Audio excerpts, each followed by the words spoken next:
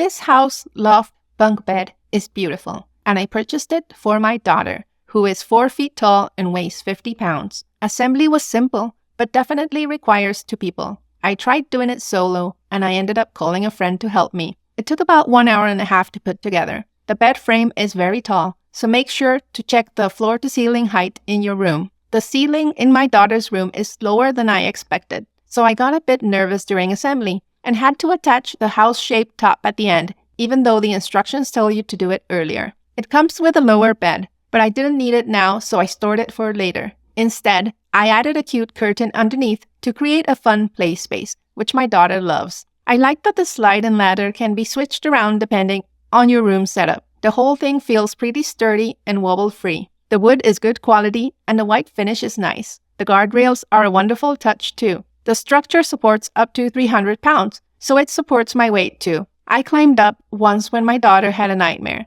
and it held up nicely. I am happy with my purchase. My name is Gabby. Thanks for watching my review.